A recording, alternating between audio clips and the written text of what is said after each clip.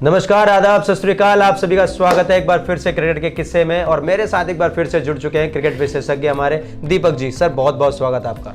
जी, एक बार फिर से सभी दर्शकों का बहुत स्वागत है क्रिकेट के किस्से में। बात होगी नीदरलैंड और ऑस्ट्रेलिया का जो मैच है। ऑस्ट्रेलिया एक तरफा जीता है और नेट रन रेट अब उसका भी उड़ने लगा है। जी बिल्कुल, ये थोड़ी चिंताजनक बात होगी बाकी टीमों के लिए जो बॉटम में है, जो हालांकि परेशान भी कर रही है कई सारी बड़ी टीमों को। लेकिन सर अगर मैं बात करूं अभी हाल फिलहाल में देखें जो पिछला अगला मैच जो आने वाला है, माफ कीजिएगा जी, अगला मैच जो हमारा है वो है पाकिस्तान बनाम दक्षिण अफ्रीका। तो सर इसको कैसे देखते हैं सर आप? देखिए, दोनों ही टीमों के लिए बहुत ही इंपॉर्टेंट मैच है। साउथ अफ्रीका चाहेगी कि जो टॉप 4 की ओर वो कदम बढ़ा रहे हैं वो थोड़ा सा एक कदम और आगे बढ़े। लेकिन पाकिस्तान के लिए सबसे ज़्यादा ज़रूरी मैच ये है क्योंकि अब उसको लगातार सारे मैच जीतने हैं और वो हार अफोर्ड नहीं कर सकते हैं पाकिस्तानी टीम। और पाकिस्तान को ना सिर्फ ये मैच जीतना है बल्कि अच्छे खासे रन रेट से ये मैच जीतना होगा। जी बिल्कुल, रन रेट जो है वो बहुत बड़ा मसला रहेगा यहाँ पर अगर हम बात करें पाकिस्तानी टीम की। तो हालांकि अगर ये मैच वो हार जाते हैं, नेट रन रेट का कहीं मसला आता है, तो सर फिर पूरा वर्ल्ड कप उनका बिरयानी देखने पे ही गुजरेगा मेरे को। जी बिल्कुल, ऐसा ही जाएगा मुझे लग रहा है। अब ये इस मैच के बाद फिर पाकिस्तान के लिए कोई चांस नहीं है कि वो दोबारा से वापसी कर सकें। जी बिल्कुल बिल्कुल। अगर मैं बात करूं सर पाकिस्तानी गेंदबाजों की, तो जिस हिसाब से उन्होंने अभी तक मोमेंटम दिया है पाकिस्तान को, शुरुआती मैचों में हालांकि बहुत बढ़िया अव्वल दर्जे की गेंदबाजी हुई थी, लेकिन उसके बाद अगर मैं बात करूं तो उस लिहाज की गेंदबाजी दिखी नहीं है बाकी आने वाले मैचेस में। देखिए, चिंताजनक विषय है। पाकिस्तान, जब बार बार बात कर रहे हैं कि पाकिस्तान कहाँ था और कैसे शुरू किया था उन्होंने और वो कहाँ आ गए। एक गेंदबाज उनका क्या गया है, नसीम शाह, ऐसा लग रहा है कि पूरा ही बैलेंस उनका गड़बड़ा गया है। हैरिस रऊफ टच में नहीं है। दुनिया के सबसे तेज़ गेंदबाजों में उनका शुमार होता है, लेकिन उनकी औसत दर्जे की गेंदबाजी अब तक हमें देखने को मिली है। थोड़ी बहुत शाहीन शाह अफरीदी ने ठीक ठाक गेंदबाजी की है। एक मैच में 5 विकेट उन्होंने लिए थे। अब बाकी सारे जो गेंदबाज हैं उनके वो लय में नज़र नहीं आ रहे हैं। इवन स्पिनर भी, उनका स्पिनर जो सबसे बड़ा जो टीम का सिरदर्द रहा है वो रहे स्पिनर। बाकी देश के जितने भी स्पिनर्स हैं आप उनको उठा के देख लीजिए, वो विकेट लेके दे रहे हैं आपको। लेकिन पाकिस्तानी स्पिनर से वो अभी तक देखने को नहीं मिला है। चेन्नई का विकेट है, देखना होगा क्या वहाँ पे वो कुछ कर पाते हैं। जी बिल्कुल, अगर आप पाकिस्तान की बात करें तो सिर्फ और सिर्फ उनके लिए एक ही चीज़ याद आती है मुझे, जो कि विज्ञापन भी बहुत मशहूर हुआ था, मौका मौका वाला। तो अगर इस बार चूक गए ये दक्षिण अफ्रीका के सामने, तो पाकिस्तान के लिए वर्ल्ड कप फिर मौका मौका ही रह जाएगा सर। देखिए, यहाँ पर भी जीतना बड़ा मुश्किल है। मुझे लग रहा है दक्षिण अफ्रीकी टीम जिस लिहाज से खेल रही है और जिस तरह से उनकी बल्लेबाजी है, वो हर मैच में करीब 400 पहुँच रहे हैं। जी बिल्कुल, ठीक है। तो उस साउथ अफ्रीकी की टीम के सामने किसी भी टीम का खेलना और उसका खिलाफ फिर जीत दर्ज करना बहुत ज़्यादा मुश्किल काम है। और लेकिन जिस तरह से पाकिस्तान खेल के आ रही है, मोरल उनका डाउन है और परफॉर्मेंस नहीं हुई है, कॉन्फिडेंस गिरा हुआ है। जी बिल्कुल। तो उस टीम के लिए तो जीतना काफ़ी और ज़्यादा मुश्किल होने वाला है। जी सर, मानसिक तौर पर अगर मैं देखूं तो पाकिस्तान की जो टीम है वो सर बहुत ज़्यादा बैकफुट पे चली गई है पिछले कुछ मैचेस हारने के बाद। और आपको क्रिकेट में क्या है कि आपको शारीरिक रूप से नहीं, आपको मानसिक रूप से भी तैयार होना पड़ता है अपने मैचेस के लिए। बहुत ज़्यादा जी। अगर दक्षिण अफ्रीका की बात करें सर, हालांकि एक सेटबैक उनके साथ भी हुआ है, एक मैच वो भी हारे हैं। लेकिन अगर आप बल्लेबाजी की बात करें तो दक्षिण अफ्रीका की बल्लेबाजी में कहीं ना कहीं हमें अंतर दिखता है जब वो पहले बल्लेबाजी करते हैं और बाद में अगर वो चेस करते हैं। चेस करते हुए सर जो प्रेशर रहता है, मेरे ख्याल से वो प्रेशर हैंडल नहीं कर पाती साउथ अफ्रीका। यही एक पाकिस्तान के पक्ष में एक चीज़ जाती है कि साउथ अफ्रीका को वो चेस कराएं, पहले बल्लेबाजी करें। अगर 300 के आसपास स्कोर बना देते हैं, चेन्नई की विकेट पर हालांकि मुश्किल है 300 का स्कोर बनाना, उस पर औसत स्कोर ही मुझे लगता है कि 200 सवा 200 के आसपास का है। पिछला मैच जिस तरह से अफगानिस्तान ने वहाँ जीता है पाकिस्तान के खिलाफ, तो फिर इसको देख के लग रहा है कि हाँ 300 तक अगर बनता है तो अब पाकिस्तान की जिस लिहाज की गेंदबाजी, अगर वो सही टप्पे से, सही लाइन और लेंथ से जिस तरह से वो पहले गेंदबाजी किया करते थे उस तरह करते हैं, तो साउथ अफ्रीकी टीम को फंसाया जा सकता है। हमें नीदरलैंड ने दिखाया है। जी बिल्कुल।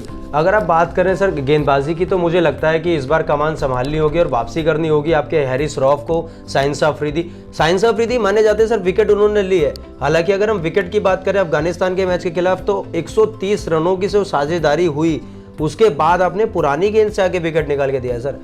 तो मेरे लिहाज से शाहीन अफरीदी भी कोई खासा प्रभाव नहीं छोड़ पाए हैं पाकिस्तानी गेंदबाजी में। देखिए जब वर्ल्ड कप शुरू होने वाला था, जो एक दावेदार पाकिस्तान टीम भी मानी जा रही थी कि वर्ल्ड कप में सेमीफाइनल में जाएगी, और सभी सोशल मीडिया हो, फिर चाहे मैन स्ट्रीम मीडिया हो, हर जगह ये बात चल रही थी कि नहीं, पाकिस्तान एक जो वाहिद टीम होगी जो सबसे पहले सेमीफाइनल में पहुंचनी चाहिए ऑस्ट्रेलिया इंग्लैंड के बाद। भारत का चौथे नंबर पर नाम लिया जा रहा था उस वक्त कि भारत जो लास्ट टीम हो सकती है जो सेमीफाइनल तक पहुंचे। कारण ये था कि उनकी जो गेंदबाजी, जिस लिहाज से गेंदबाजी उस वक्त हो रही थी, बहुत ज़बरदस्त गेंदबाजी कर रहे थे। दूसरी वजह ये थी कि जो भारत की कंडीशंस हैं वो पाकिस्तान की कंडीशन से बहुत ज़्यादा सिमिलर हैं। बजाय दूसरी टीमों को फ़ायदा मिलने के, पाकिस्तानी टीम के ज़्यादा चांस हैं कि उनको यहाँ फ़ायदा ज़्यादा मिले। उनके बल्लेबाज जो हैं स्पिनर्स ठीक ठाक खेलते हैं, उनके पास खुद अच्छे स्पिनर्स हैं, ठीक है। तो ये बातें चल रही थी कि उस वक्त पाकिस्तान क्यों फेवरेट है, वो चीज़ें सारी देखी जा रही थी। अब बाकी टीमें, अब दिख रहा है कि बाकी टीमें जो हैं वो इंडियन कंडीशन का ज़्यादा फ़ायदा उठा रही हैं। उसका एक कारण ये है कि वो लोग आईपीएल खेलते हैं। जी बिल्कुल, ठीक है।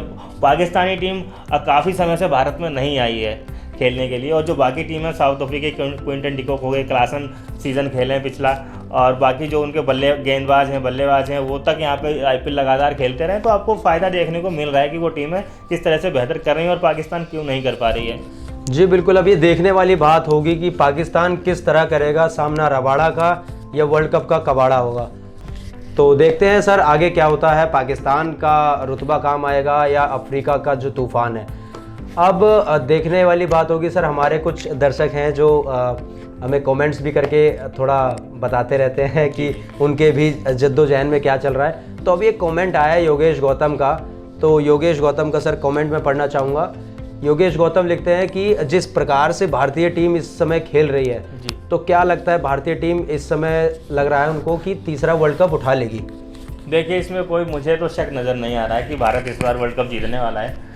आपने पैर पे कोई कुल्हाड़ी मार ले तो अलग बात है, और वो इस तरह से कि आप एकदम कोलैप्स कर जाएं, आप वाइड गेंदें फेंकने लगें, आप बिना लाइन और लाइन की गेंदबाजी करने लगें, ठीक है जी जी, या फिर कोई इस तरह की एक्स्ट्रा ऑर्डिनरी खेल जाए सामने वाली टीम। क्योंकि अगर जिस तरह से टीमें खेल रही हैं, इस लिहाज से साधारण गेम खेलने से काम चलेगा नहीं भारतीय टीम के सामने। अगर जीतना है तो एक्स्ट्रा ऑर्डिनरी, मतलब बहुत आगे के लेवल की क्रिकेट आपको खेलनी पड़ेगी, तब जाकर अगर कोई टीम है वो भारत को हरा सकती है, अन्यथा मुश्किल है दूसरी टीमों के लिए। जी, या तो फिर आपका या तो दिन बुरा हो या ऐसा कुछ, अगर आपके मतलब ऊपर से लक आपका ख़राब हो, नकारात्मक चीज़ें हो, तो फिर दिक्कत आएगी।